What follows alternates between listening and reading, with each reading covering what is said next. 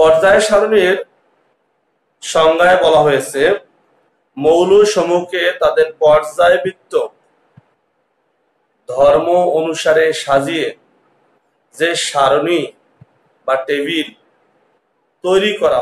পর্যায় সারণীর জনক রুশ বিজ্ঞানী মেন্ডেলিভকে ধরা হয়, কারণ বর্তমান যে আধুনিক পর্যায়ের সারণী আছে সে আধুনিক পর্যায়ের সারণীর সূত্রপাত মেন্ডেলিভ করেছে। পর্যায় সারণী কিভাবে আসবে, পটভূমিটা কি? বিজ্ঞানী ল্যাভোইসিয়ে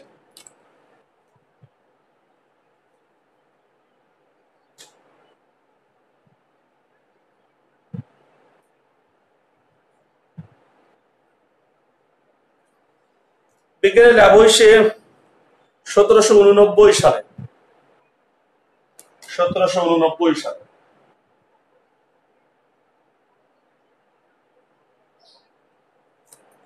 মৌল সমূহকে সাজানোর চেষ্টা করেন। তিনি ভৌত অবস্থার উপর ভিত্তি করে মৌল সমূহকে 3টি শ্রেণীতে ভাগ করেন। ভৌত অবস্থার উপর ভিত্তি করে, ভৌত অবস্থা,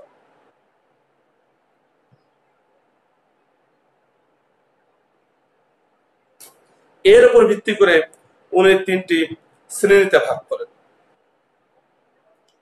oxygen, nitrogen, hydrogen, phosphorus, mercury, zinc, sulphur ইত্যাদি মৌলিক পদার্থ সমূহকে ধাতু অধাতু এই 2 ভাগে ভাগ করেন।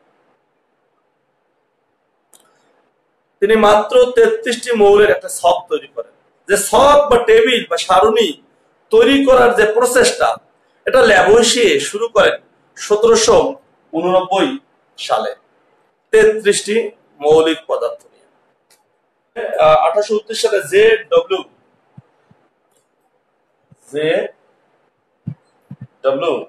ডোবেরাইনার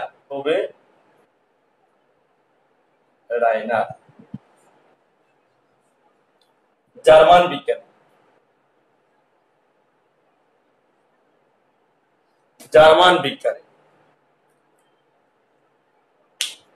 বিজ্ঞানী পারমাণবিক ভরের সাথে সম্পর্কিত একটা ত্রয়ী সূত্র প্রদান করেন, যা পর্যায় সারণী তৈরি করার পিছনে ব্যাপক ভূমিকা পালন করে।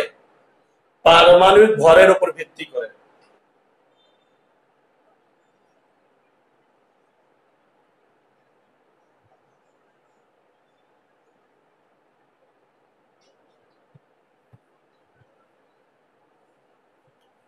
যা ত্রয়ী সূত্র নামে পরিচিত।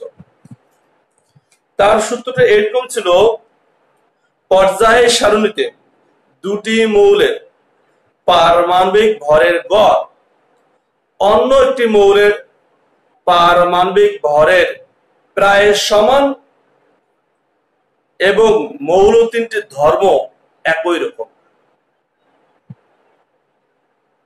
তাহলে দেখো একই রকম কোন মৌলগুলা, এই ধর্ম দিয়ে কিন্তু বোঝা যাবে।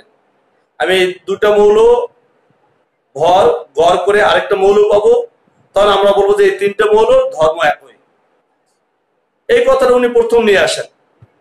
এই 3টি মৌলকে পারমাণবিক ভর অনুসারে সাজালে প্রথম ও তৃতীয় মৌলের ভরের গড় দ্বিতীয় মৌলের ভরের সমান হয় বা তার কাছাকাছি হয়। এটাই ত্রয়ী সূত্র নামে পরিচিত। আমি লিখে দিচ্ছি ত্রয়ী সূত্র। এটা হচ্ছে ত্রয়ী সূত্র। ত্রয়ী সূত্র অনুসারে মৌল সমূহকে পর্যায় সারণীতে সাজানোটা খুব ইজি হয়ে যায়। যেমন ধরো লিথিয়াম, সোডিয়াম, পটাশিয়াম। লিথিয়ামের ভর 7, পটাশিয়ামের ভর 39। তাহলে সোডিয়ামের ভর কত হবে? তখন ত্রয়ী সূত্র অনুসারে প্রথম ভর আর দ্বিতীয় ভর এই 2টা ভরের গড়ে হবে সোডিয়ামের ভর 7 আর 39 46 ভাগ 2 সমান 23। তাহলে সোডিয়ামের ভর 23। এই যে বিষয়টি সোডিয়ামের পারমাণবিক ভর 23, শুধু এইখানে ব্যাপার না, এরা যে একই গ্রুপের একই ধর্ম বিশিষ্ট এইটা উনি প্রমাণ করে গেছেন। উনি বলে গেছেন যে মৌল তিনটি ধর্ম একই রকম, তাই তাদের এক জায়গায় রাখা হয়েছে পরবর্তী সময়। তাহলে ত্রয়ী সূত্রটা পর্যায় সারণীতে ভূমিকা রেখেছে যে কারা একই ধর্মের তারা এই সূত্রের সাথে বের করা সম্ভব হয়েছে, এবং দুটো মৌলের ভর জানা থাকলে আরেকটা মৌলের ভর বের করা যায়, সেই বিষয়টি ত্রয়ী সূত্র প্রমাণ করে গেছে এবং পর্যায় সারণী তৈরিতে ভূমিকা রেখে গেছে। এই হচ্ছে জে ডব্লিউ ডোবেরাইনার ত্রয়ী সূত্রের প্রয়োগ। বিজ্ঞানী ডোবেরাইনার যে তিনটি মৌল নিয়ে ত্রয়ী সূত্র প্রমাণ করেন সেই তিনটি মৌল ছিল ক্লোরিন, ব্রোমিন, আয়োডিন। এই তিনটি মৌলকে উনি প্রথম ত্রয়ী মৌল হিসাবে চিহ্নিত করেন। এটা হচ্ছে 3 নম্বর। 1864 সালে জন নিউল্যান্ড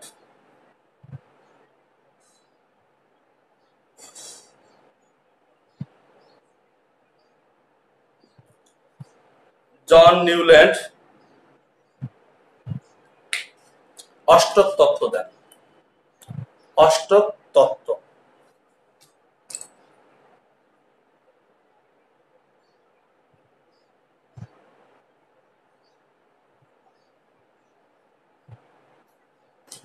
জন নিউল্যান্ড অষ্টক তত্ত্ব দেন।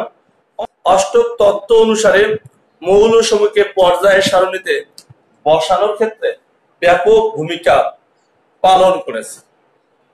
অষ্টক তত্ত্ব বা অষ্টক সূত্র অনুযায়ী মৌল সমূহকে যদি পারমাণবিক ভরের ছোট থেকে বড়, যেটা বলে ঊর্ধ্বক্রম, ছোট থেকে বড় অনুযায়ী সাজানো হয়, মৌল সমূহকে যদি পারমাণবিক ভরের ছোট থেকে বড় অনুযায়ী সাজানো যায়, তবে যে কোনো একটি মৌলের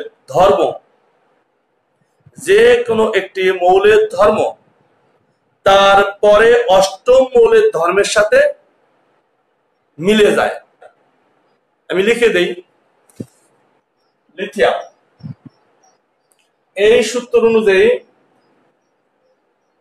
যে কোনো একটি মৌলের, এই যে একটি মৌল ধর্ম তার পরবর্তী অষ্টম মৌলের ধর্মের সাথে মিলে যায়। 8টা মৌল আমরা লিখি।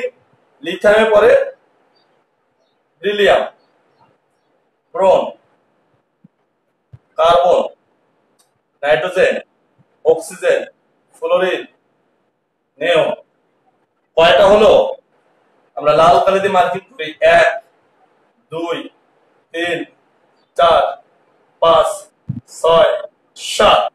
উনি বলছে অষ্টম মৌলের 8 নম্বর মৌল কি? 8 নম্বর মৌল হচ্ছে সোডিয়াম। তাহলে লিথিয়ামের সাথে কার ধর্ম থাকবে? সোডিয়ামের।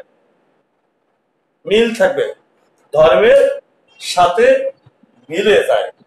কার ধর্মের সাথে? এই মৌলটা যে আছে, এই মৌলের যে ধর্ম, এরপর 8টি মৌল যে আসবে, অষ্টম মৌল, সেই মৌলের ধর্ম আর এর ধর্ম একই, মিলে যাবে। এটাই ছিল অষ্টক সূত্রের মূল কথা। 1869 সালে রাশিয়ান বিজ্ঞানী মেন্ডেলিভ একটি পর্যায় সূত্র দেন। মেন্ডেলিভ রাশিয়ান বিজ্ঞানী, উনি একটি পর্যায় সূত্র দেন।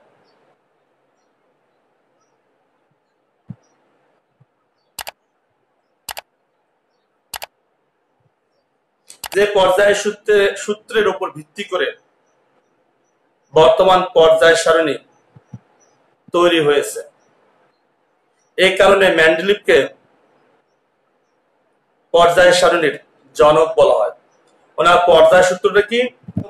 মৌল সমূহের তাদের ভৌত ও রাসায়নিক ধর্মাবলী তাদের পারমাণবিক ভর বৃদ্ধির সাথে সাথে পর্যায়ক্রমে আবর্তিত হয়।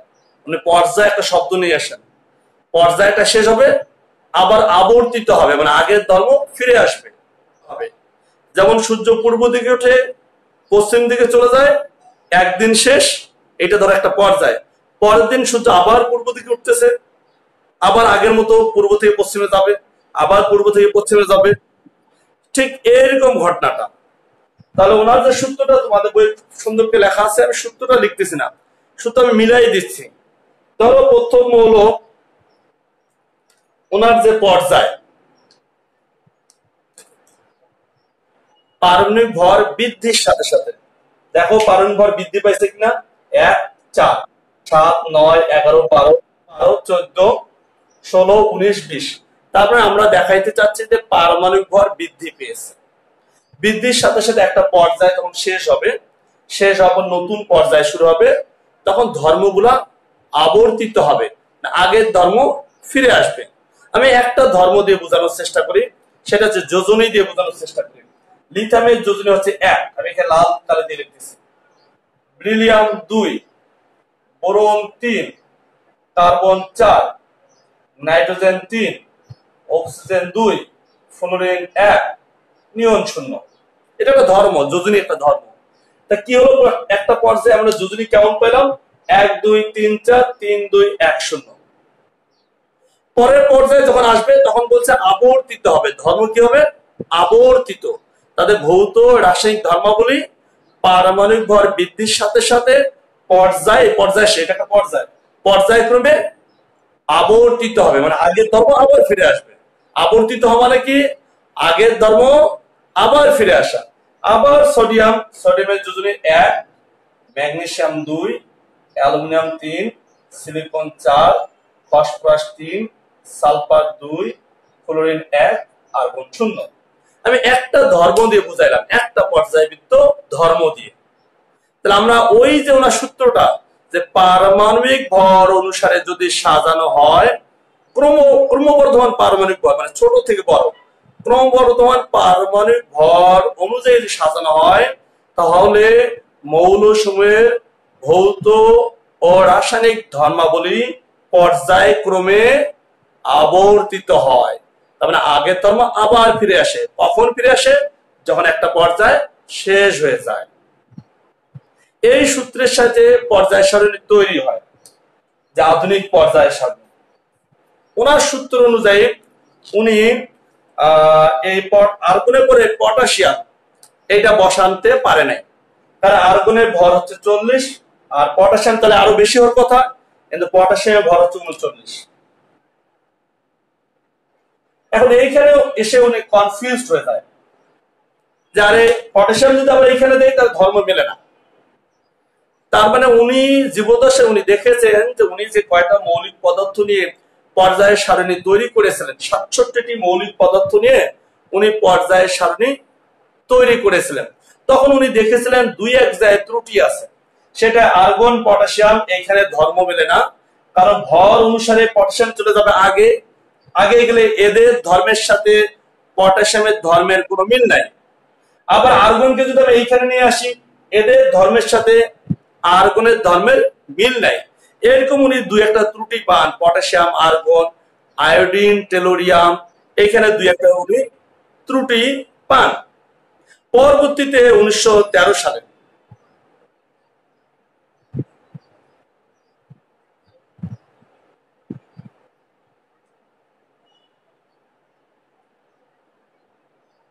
হেনরি মোসলে পারমাণবিক সংখ্যা আবিষ্কার করেন।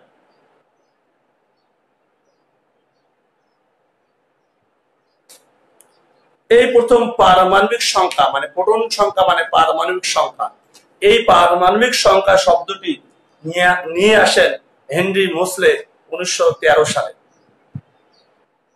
তখন প্রত্যেকটা মৌলের পারমাণবিক সংখ্যা বের করা সম্ভব হয়।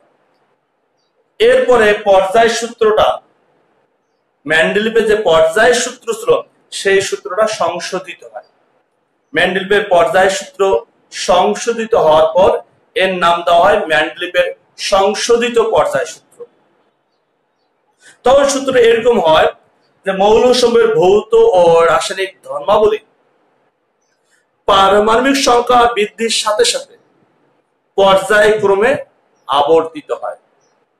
আগে ছিল পারমাণবিক ভর বৃদ্ধির সাথে সাথে, এখন পারমাণবিক সংখ্যা বৃদ্ধির সাথে সাথে পর্যায়ক্রমে আবর্তিত হয়। এটাই ছিল সংশোধিত পর্যায় সূত্র। তখন আর পারমাণবিক ভরটা দেখা হয়নি, তখন মৌল সমূহকে বসানো হয়েছে পারমাণবিক সংখ্যা অনুযায়ী। সবচেয়ে কম পারমাণবিক সংখ্যা হাইড্রোজেন, তার চেয়ে বেশি হিলিয়াম। এইভাবে সাজানোর পর দেখা গেছে আর্গন আর পটাশিয়াম, আর্গন 18, পটাশিয়াম 19, 18 পরে 19 থাকবে।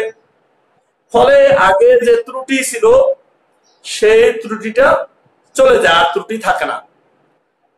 এটা হচ্ছে সংশোধিত পর্যায় সূত্র।